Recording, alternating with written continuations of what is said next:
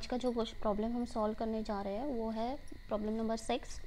Problem है Archana and Prerna are partners sharing profit and losses in the ratio 2:1 with the help of following trial balance and the adjustments given below.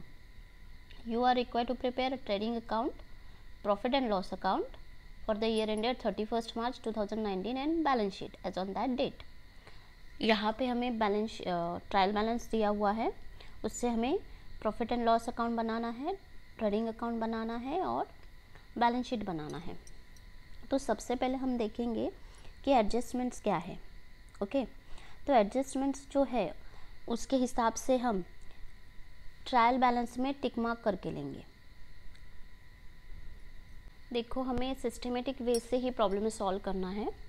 अगर हम systematic way से जाएंगे तो वो जो problem है वो सॉल्व करने में हमें बहुत आसानी होगी। मतलब समझो, क्योंकि ये जो ट्रायल बैलेंस है इसमें बहुत सारे आइटम्स है, एक आध भी आइटम अगर स्किप हो गया तो लास्ट में जब हम बैलेंस शीट टैली करने जाते हैं तो बहुत प्रॉब्लम होता है, क्योंकि वो एक आइटम ढूंढने में बहुत टाइम जाता है। तो ये स्टेप बाय स्टेप जाएंगे तो ये टाइम कंज्यूमिंग नहीं है, एक्चुअली ये बहुत अच्छा प्रोसेस है। सबसे पहले हम एडजस्टमेंट्स देखेंगे। यहाँ पे पहले एडजस्टमेंट है stock on 31st March 2019 is valued at cost price 12,000 and market price ₹17,000। Rule ऐसा है अकाउंटिंग का कि कैपिटल कॉस्ट प्राइस और मार्केट प्राइस ये दोनों कंपेयर करके उसमें से जो छोटा प्राइस है वो क्लोजिंग स्टॉक रहेगा। तो इसमें जो है ये जो 12,000 है ये क्लोजिंग स्टॉक रहेगा। क्लोजिंग स्टॉक की एंट्री हमें कहाँ करनी होगी, एक तो बैलेंस शीट में और दूसरी ट्रेडिंग अकाउंट में। ओके, नेक्स्ट है our customer mister Shekhar fail to pay his dues of ₹800। Mister Shekhar 800 rupees दे नहीं पाए। मतलब क्या हुआ कि हमें जो 800 रुपीज़ पेमेंट मिस्टर शेखर से आने वाला था वो नहीं मिलेगा। मतलब ये क्या हुआ, ये बैड डेब्ट्स हुआ। यहाँ पे लास्ट ईयर का बैड डेब्ट्स हमें दिया हुआ है। नेक्स्ट है वो बैड डेब्ट्स के यहाँ पे है बैड डेब्ट्स, यहाँ पे हम एक टिक कर लेते हैं। नेक्स्ट है 1/8 of patent are to be written off. जो पेटेंट जो है उसमें से 1/8 पेटेंट रिटर्न ऑफ करना है, तो यहाँ पे एक टिक मार्क। पेटेंट्स जो है वो 1/8 है, वो रिटर्न ऑफ करना है, तो उसका कैलकुलेशन कैसे करना है यहाँ पे मैंने बताया है। 1/8 इंटू 2000, 1/8 मल्टीप्लाई बाय 2000 तो हमें मिलेगा 250। तो 250 जो अमाउंट है वो रिटर्न ऑफ करेंगे। नेक्स्ट है a part of furniture 5000 is purchased on 1 October 2018। Furniture जो है यहाँ पे दिया वो जो है 13,000, उसमें से 5,000 जो फर्नीचर है ये, तो वो जो है वो 1 अक्टूबर को परचेज किया है। मतलब डेप्रिसिएशन जो आएगा, देखिए नेक्स्ट इसके ही ऊपर से नेक्स्ट एडजस्टमेंट है depreciation on land and building 10%। तो लैंड एंड बिल्डिंग पे हम सीधा काउंट करेंगे 10%। ओके, तो यहाँ टिक मार्क कर दिया। लेकिन ऑन फर्नीचर 5% है, लेकिन इसमें से पूरा 13,000 है, उसमें से 5,000 माइनस किया तो 13,000 माइनस 5,000 किया तो जो भी अमाउंट बचती है उस पर हमें 5% अमाउंट काउंट करना है पूरे साल के लिए। और जो 5,000 अमाउंट है उसके लिए हमें काउंट करना है सिर्फ 6 मंथ के लिए, क्योंकि वो अक्टूबर में परचेस किया है। तो परचेस ही अक्टूबर में किया तो पूरे साल का तो नहीं हम डेप्रिसिएशन चार्ज कर सकते। अक्टूबर, नवंबर, दिसंबर, जनवरी, फरवरी और मार्च, ये 6 मंथ का ही डेप्रिसिएशन चार्ज करना पड़ेगा। तो यहाँ पे भी एक मार्क हमने लगा दिया। उसके बाद जो डेप्रिसिएशन का एडजस्टमेंट है, depreciation on land and building, वो तो हम इजीली निकाल सकते हैं कि 10% है। मतलब 22,000 पे 10% ईजिली हम 22 रुपये 2,200 निकाल सकते हैं। वो उसका कैलकुलेशन की ज़रूरत नहीं है। लेकिन ये जो फर्नीचर है उसमें 13,000 जो है उसमें से 5,000 माइनस करेंगे जो 1 अक्टूबर को परचेज़ किया है, तो बचता है 8,000। तो 8,000 का जो कैलकुलेशन हो वो ऐसे करना है 5,000 बाय 100 मल्टीप्लाई बाय 8000, तो हमें मिलेगा अमाउंट 400। ये किस पर है? On 8000। Okay, remaining 5000 purchased on 1 अक्टूबर, उसका डेप्रिसिएशन ऐसे निकालना है। Depreciation for 6 month, 5/100 into 5000 into 6/12। 6/12 इसलिए लिया क्योंकि ये पूरे साल के लिए डेप्रिसिएशन नहीं है, हमें 6 मंथ्स के लिए निकालना है, इसलिए हमें यहाँ 6/12 लेना पड़ा। ओके, तो यहाँ पे हमें मिलेगी अमाउंट 250 मल्टीप्लाई बाय 6/12, तो मिलेगा 125। तो हमें ये दोनों को जोड़ना है, वो अलग अलग से नहीं लिखना है कि 400 एंड 125। नेक्स्ट है outstanding expenses wages 300 and electricity charges 200। यहाँ पे वेजेस है और यहाँ पे इलेक्ट्रिसिटी चार्जेस है। यहाँ पे हमने एक मार्क कर लिया, पॉइंट कर लिया। Allow interest on capital 3%। अर्चना और प्रेरणा, इनका जो इंटरेस्ट है वहाँ पे हमें इनको हमें 3% इंटरेस्ट देना है, कैपिटल पे इंटरेस्ट देना है, तो वहाँ पे टिक मार्क। नेक्स्ट जो है एडजस्टमेंट, लास्ट एडजस्टमेंट है इंटरेस्ट ऑन कैपिटल। अर्चना और प्रेरणा को 3% इंटरेस्ट देना है उनके कैपिटल पे, तो उसका कैलकुलेशन ऐसे करना है 40,000 मल्टीप्लाई बाय 3/100, तो हमें मिलेगा 1200 अमाउंट। मतलब ये जो 1200 है वो उसके कैपिटल में हमें ऐड करने पड़ेंगे। उसके बाद प्रेरणा को भी 3% मिल रहा है, तो उसी सेम कैलकुलेशन करना है, बस यहाँ पे 20,000 लिखना है जो उसका कैपिटल है, तो उसके अमाउंट है 600। तो ये जो दोनों अमाउंट है उसके कैपिटल्स में हमें ऐड करने हैं, और उसका दूसरा इफेक्ट जो है वो जाएगा प्रॉफिट एंड लॉस अकाउंट के डेबिट साइड में, क्योंकि ये भी कंपनी का एक्सपेंस ही है, खर्चा ही है, तो वो डेबिट साइड में जाएगा। करते हैं, तो अभी हम देखते हैं ट्रायल बैलेंस। ये स्टॉक है, स्टॉक लिखा है मतलब वो ओपनिंग स्टॉक है। डेट देखिए यहाँ पे 1/4/2018, मतलब वो ओपनिंग स्टॉक है। पैटर्न्स असेट होती है, सन्ड्री डेटर्स असेट होती है, स्टॉक ऑफ स्टेशनरी। यहाँ पे स्टॉक दिया है, इसके वजह से ये असेट हुआ, ये प्रॉफिट एंड लॉस, बस खाली स्टेशनरी दिया होता यहाँ पे तो ये एक्सपेंस हो जाता, लेकिन यहाँ पे स्टॉक ऑफ स्टेशनरी दिया है तो ये असेट होगा। ट्रेडमार्क असेट होता है। बिल्स रिसीवेबल, बिल्स मतलब पेमेंट आना है, मतलब ये असेट ही हुआ। Electricity charges expense profit and loss में जाएगा। वेजेस जाएगा ट्रेडिंग अकाउंट में। हीटिंग एंड लाइटनिंग ये भी जाएगा ट्रेडिंग अकाउंट में। ट्रेड एक्सपेंस जो है वो प्रॉफिट एंड लॉस में जाएगा।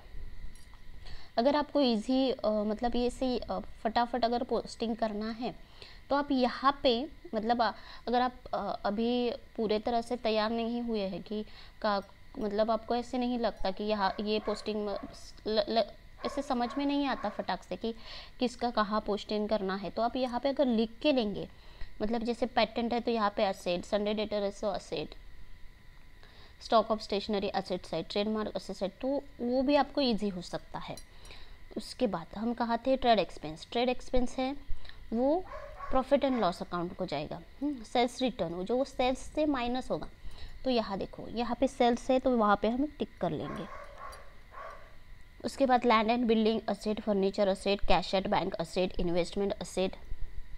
ये ड्राइंग्स जो है मतलब अर्चना ने 1200 रुपये निकाले बिजनेस से, प्रेरणा ने 900 रुपये निकाले बिजनेस से अपने यूज़ के लिए, तो वो हमें यहाँ पे उनके कैपिटल से माइनस करना पड़ेगा, तो और एक टिक दे दिया हमने। उसके बाद बैड डेब्ट्स है। बैड डेब्ट्स की जो प्रोसीजर है मतलब उसका जो इफ़ेक्ट्स है वो मैं आपको बताऊंगी। यहाँ पे आरडीडी जो है इसका भी इफ़ेक्ट वहीं पे जाएगा, इसलिए यहाँ पे हमें और एक लाइन छोड़नी और एक लाइन लगेगी।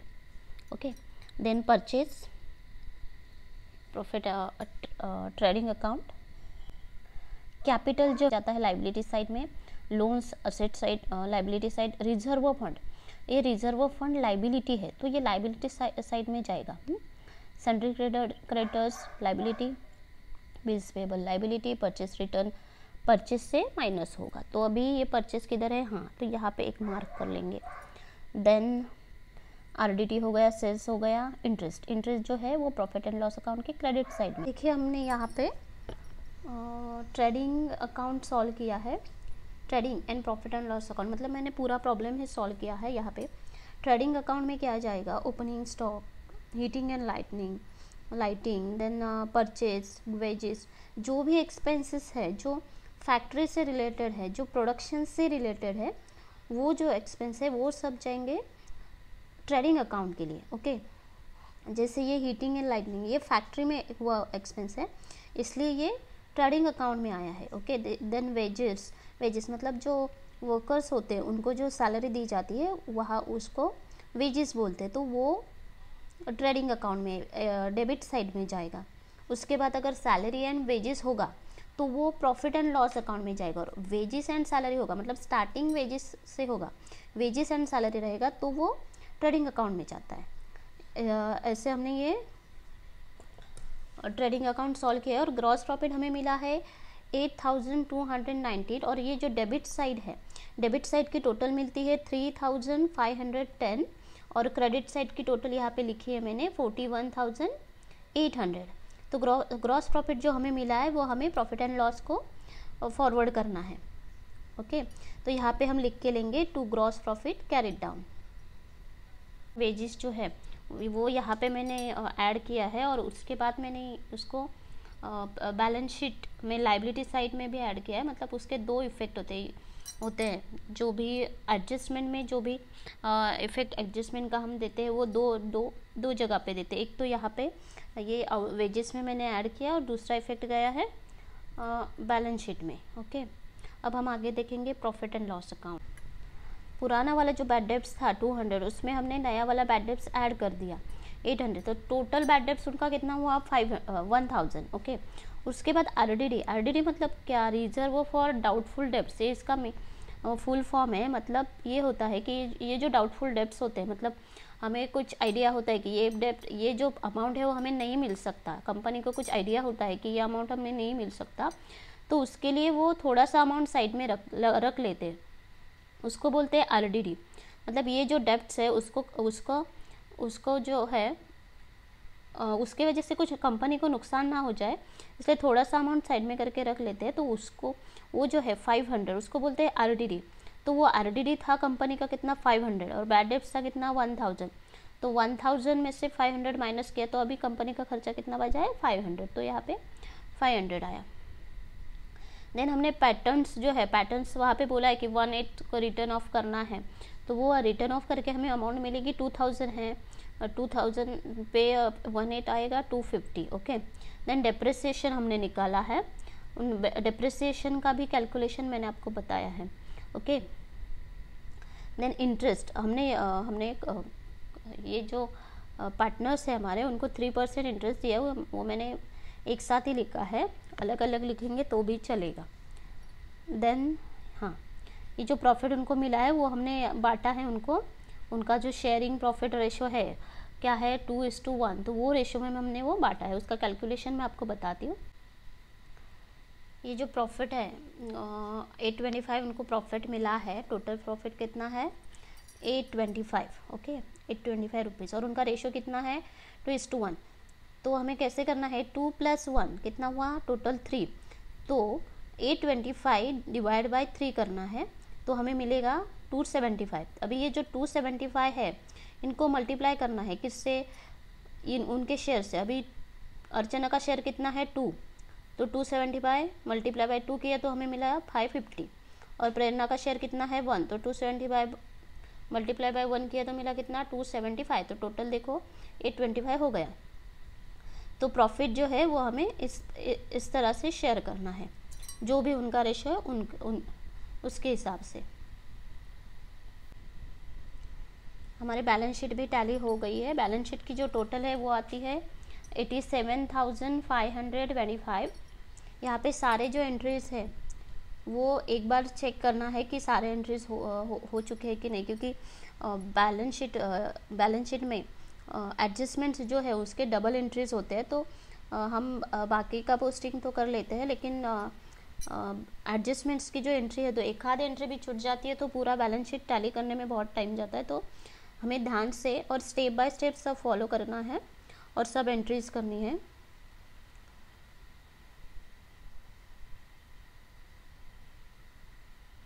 यहाँ पे हमें बैलेंस शीट की टोटल मिलेगी 87,525।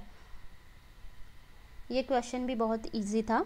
अगर इसमें कुछ समझ में नहीं आया तो आप हमें कमेंट कर सकते हैं, तो हम आपको कमेंट में जवाब दे देंगे। Okay, thank you.